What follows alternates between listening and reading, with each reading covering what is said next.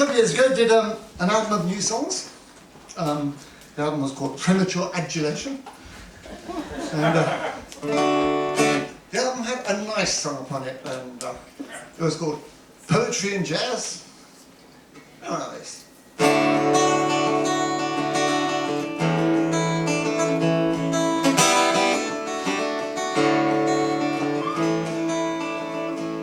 She said, it's hard for me to explain to you the brightness of the light. I can still remember when my life was like that. A real and painless beauty I remember as a kid, when I thought that I knew everything, and in a way I did. She was a virgin then, a child in a million, with deep round hazel eyes of blazing intuition. She called me over to her side and said, will you please listen? I want to show you something, and there's something I've just written and I'm calling it Poetry and Jazz. She watched her happy family turn to a broken home.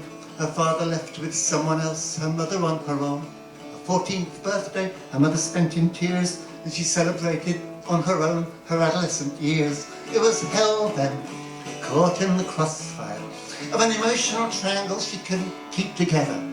I held her softly and she sobbed upon my shoulder, saying, as you are the closest thing that I've got to a brother, explain to me, why is life so sad? 16 was better, because 16 was boys.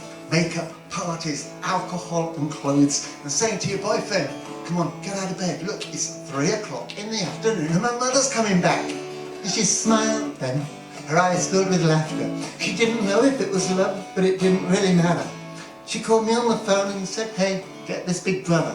I've just got rid of one boyfriend and got myself another one. Listen, this one drives a Jag.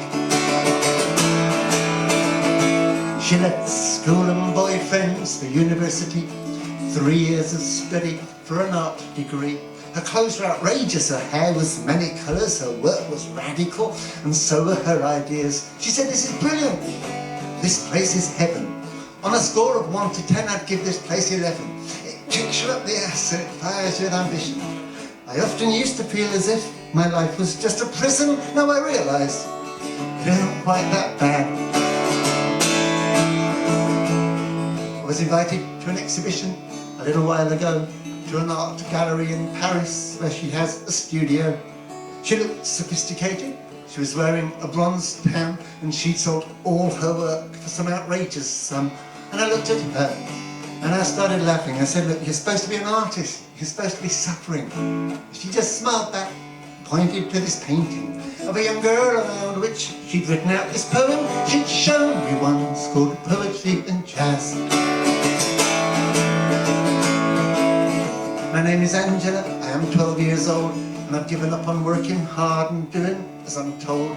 I see a child psychologist who's spotted in my head a recipe for delinquency or something just as bad, but I'll fight for my independence. I see the world in another way to my teachers and my parents.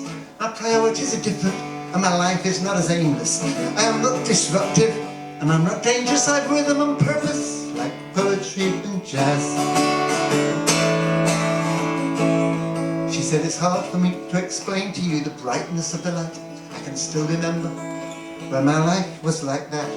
A real and painless beauty I remember as a kid. And I thought that I knew everything. And in a way, I did.